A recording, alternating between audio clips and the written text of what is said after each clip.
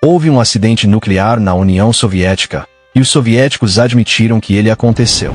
O desastre de Chernobyl deixou vestígios tão perturbadores que a União Soviética lutou para mantê-los fora de vista. Estas são as imagens que revelaram a verdade. Uma massa gigantesca de material radioativo permanece sob a usina, tão letal que apenas ficar próximo por um minuto poderia levar à perda da vida. Por trás dos comunicados controlados e relatórios encenados, existem fotos aterrorizantes que registraram o real custo da explosão. O bombeiro. Este bombeiro estava entre os primeiros homens enviados ao teto do reator 4, um local saturado de radiação extrema poucos minutos após a explosão. Ele entrou acreditando que se tratava de um incêndio comum. Quando chegou ao hospital número 6, os efeitos daquela exposição já estavam comprometendo seu corpo. Seu rosto foi envolvido por camadas espessas de gás e porque a pele abaixo havia começado a se desprender. Não eram ferimentos superficiais, eram lesões características de Chernobyl. A radiação danificando os tecidos de dentro para fora, deixando os médicos com quase nada que pudesse ser tratado. Espaçadores metálicos foram colocados em torno de seus dedos para impedir que o restante da pele se rompesse ou grudasse. Até pequenos movimentos poderiam fazer com que o tecido fragilizado se abrisse. Ele foi mantido em isolamento porque o próprio corpo carregava contaminação suficiente para colocar outras pessoas em risco. Muitos bombeiros de Chernobyl chegaram em condições semelhantes, caminhando por conta própria, sem saber que a exposição sofrida no teto já havia iniciado danos internos irreversíveis. Em poucas horas, apresentaram náuseas, hemorragias e separação da pele.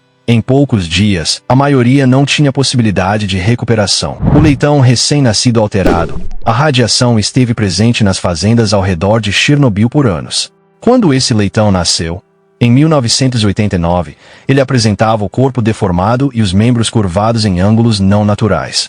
A radiação de Chernobyl havia penetrado no solo, na ração e na água, comprometendo o DNA dos animais que permaneceram nas fazendas contaminadas. Casos como esse não ocorreram apenas uma vez. Eles se repetiram anos após a explosão. Agricultores relataram bezerros, potros, aves e porcos com deformidades severas, todos apresentando sinais de danos causados pela radiação transmitido de uma geração para a seguinte. A alteração nesse leitão deixou claro que a contaminação havia avançado mais profundamente no ecossistema, se infiltrando no ciclo reprodutivo dos animais que viviam ali. A primeira foto já registrada do reator após a explosão.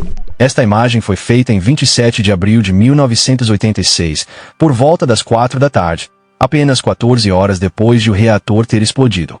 O fotógrafo estava dentro de um helicóptero, voando a cerca de 200 metros acima do núcleo destruído. A imagem parece nevoada porque a radiação era tão intensa que danificou o filme no exato momento em que o obturador da câmera foi acionado. O ar ao redor do helicóptero registrava aproximadamente 1.500 Rem, uma dose alta o suficiente para levar uma pessoa à perda da vida em poucos minutos. Os medidores do helicóptero sequer conseguiam registrar o nível real de radiação, pois atingiram o limite máximo muito antes disso. Sempre precisou se manter afastado da porta aberta para evitar absorver uma dose irreversível, razão pela qual a foto foi tirada à distância e em ângulo. Até mesmo permanecer dentro do helicóptero colocava todos a bordo em perigo.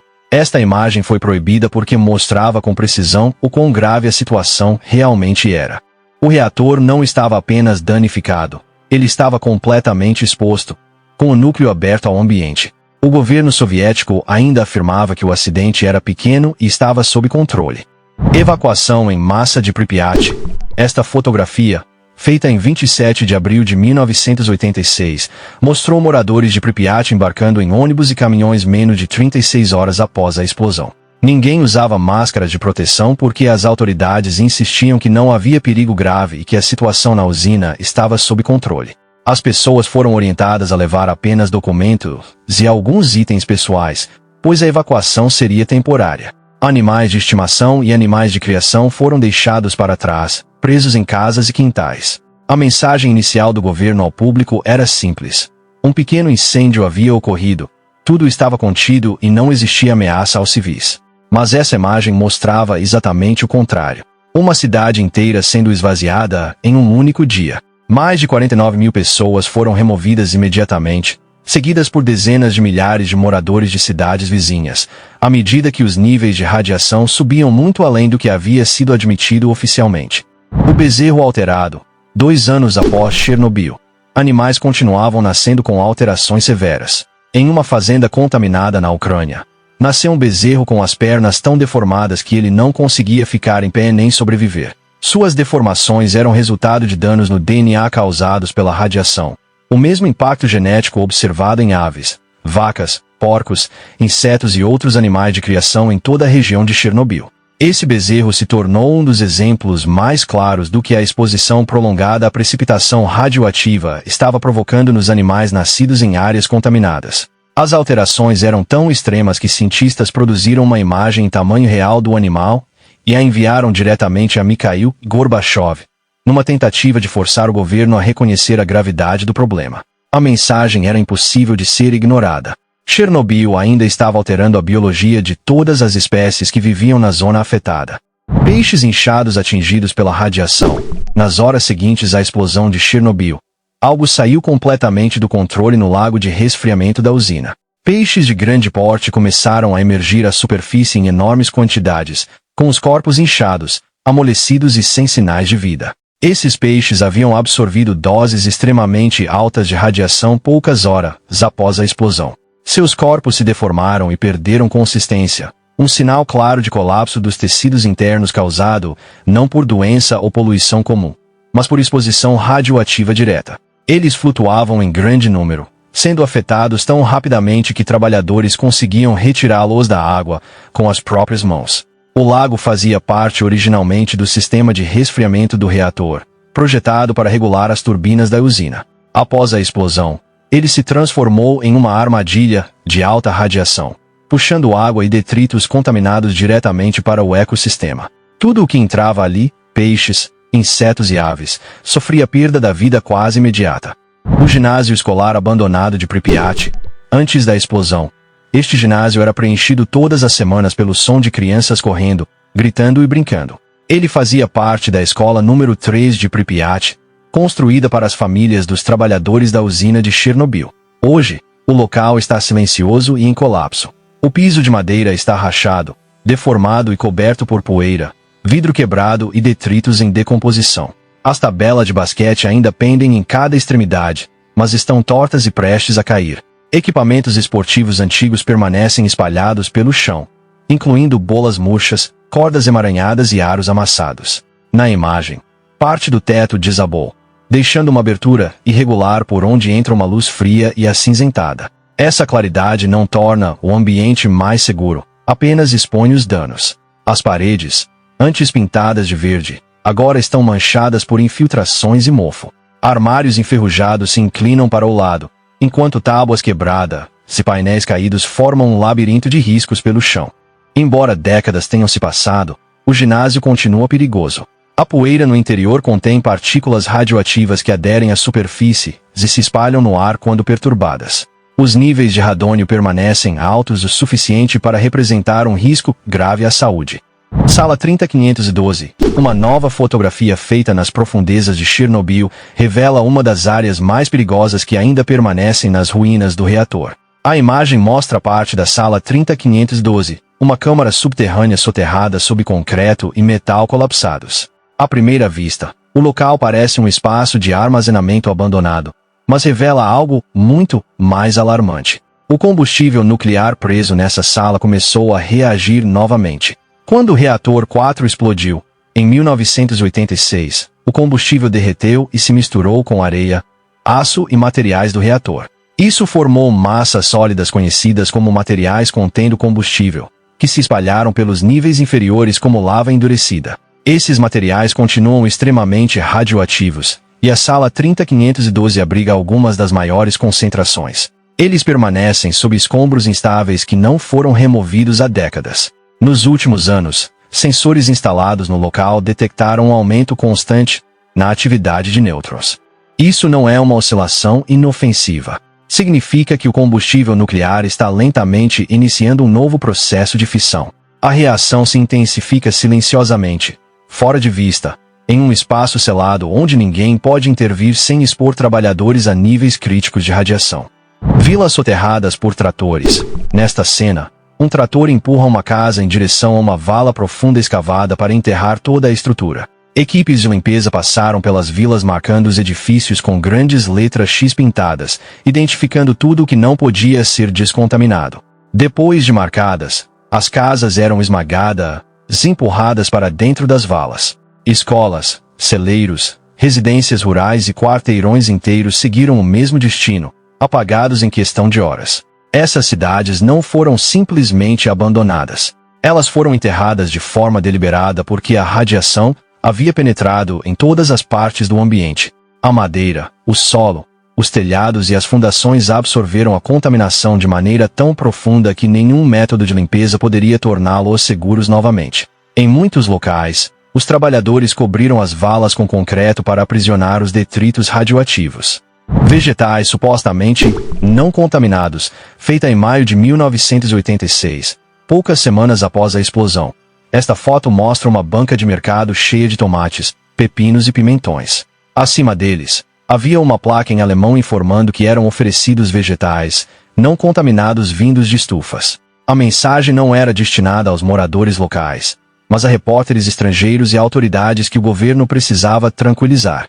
Pessoas ao fundo circulavam pelo mercado sem saber que o iodo radioativo 131 e o césio 137 ainda estavam se depositando por toda a região.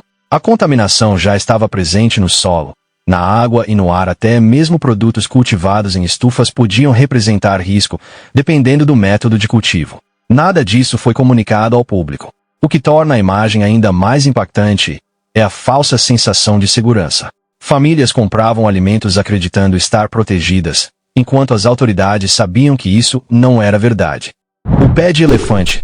Esta imagem mostra um homem usando capacete de segurança ao lado de uma enorme massa rachada que lembra lava seca.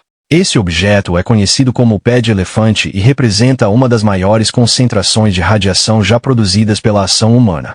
A foto causa impacto porque mostra uma pessoa próxima a um material capaz de levar alguém à perda da vida em poucos minutos. O pé de elefante se formou nos dias imediatamente seguintes à explosão de 1986. O combustível nuclear dentro do reator derreteu completamente, misturou-se com areia, aço, isolamento e concreto, e escoou como metal derretido pelo interior do prédio.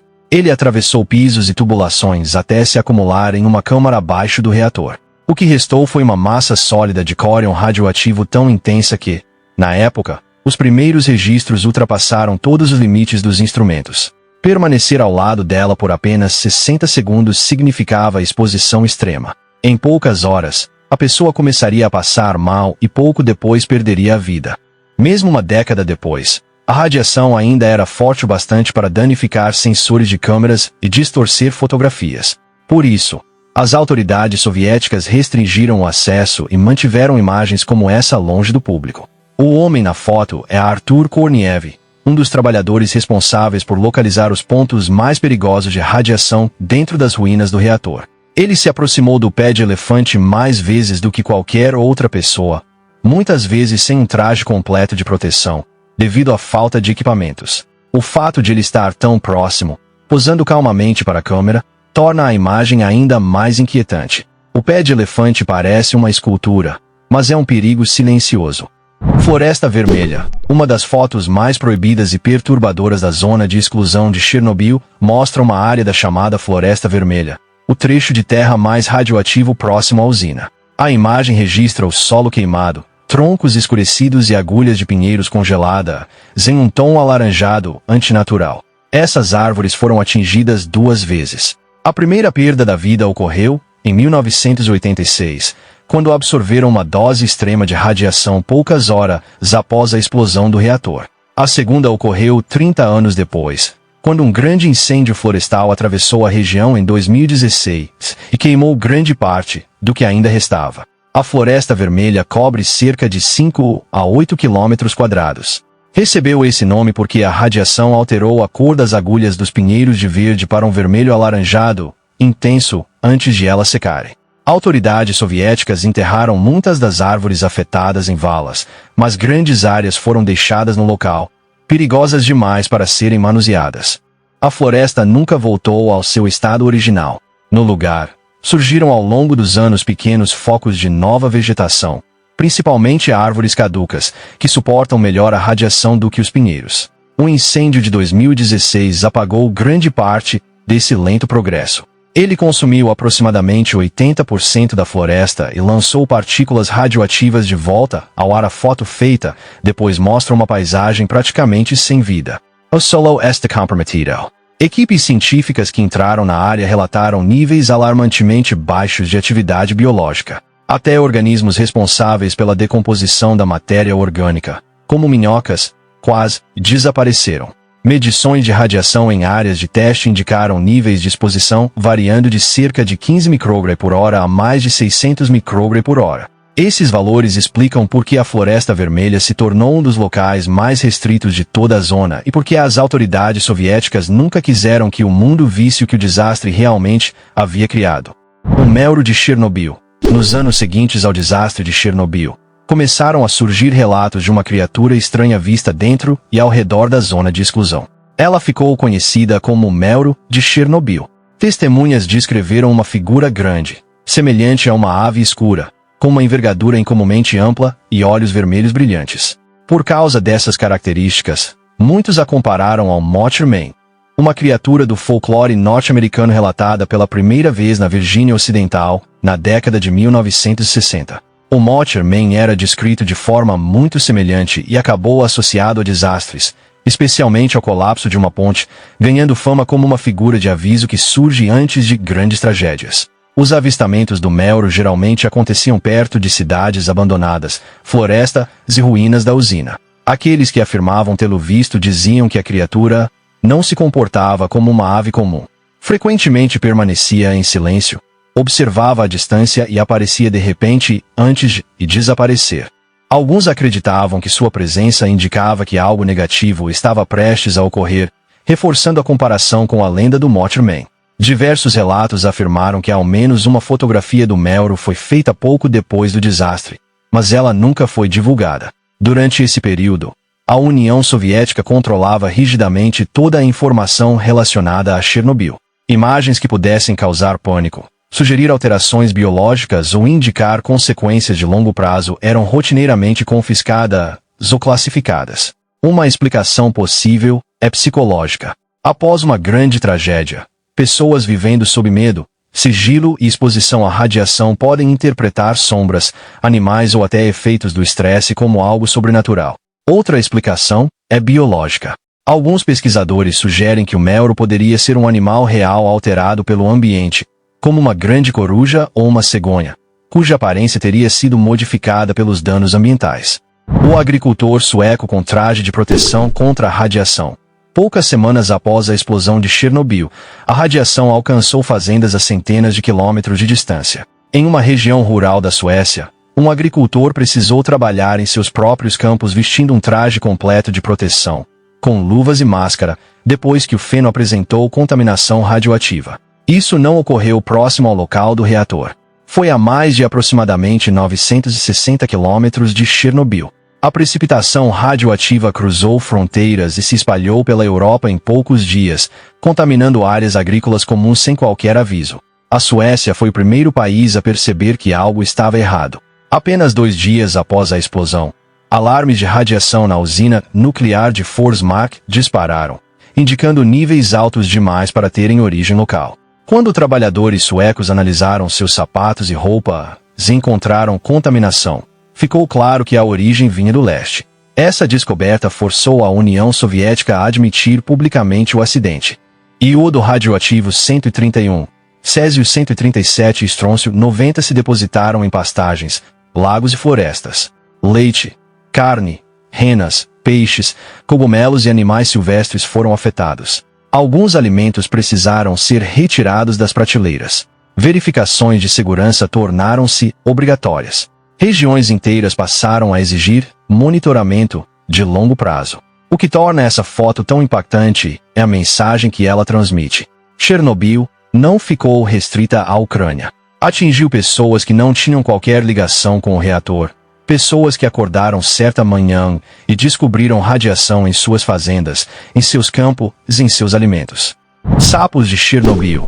O ambiente de Chernobyl também levou a adaptações incomuns no sapo arbóreo oriental. Esses sapos passaram por mudanças impressionantes nesse cenário severo e radioativo, destacando a capacidade da vida de se ajustar a condições extremas. Normalmente de coloração verde intensa, os sapos arbóreos orientais encontrados dentro da zona de exclusão de Chernobyl apresentam uma aparência surpreendentemente diferente, com muitos indivíduos exibindo coloração quase totalmente preta. Acredita-se que essa diferença de cor seja resultado de uma evolução acelerada em resposta aos altos níveis de radiação presentes na região. Pesquisadores observaram que a coloração mais escura nesses sapos está ligada a um aumento de melanina, um pigmento com função essencial. A melanina não apenas oferece camuflagem, como também proporciona proteção contra a radiação ultravioleta e ionizante, reduzindo a chance de danos celulares. A presença desses sapos de coloração escura sugere que indivíduos com níveis mais elevados de melanina foram favorecidos evolutivamente após o desastre nuclear, por estarem mais preparados para sobreviver às condições extremas do local. Obrigado pela sua companhia. Aproveite e clique em um dos cards da tela para assistir a mais um vídeo. Não se esqueça de deixar o like e se inscrever no canal.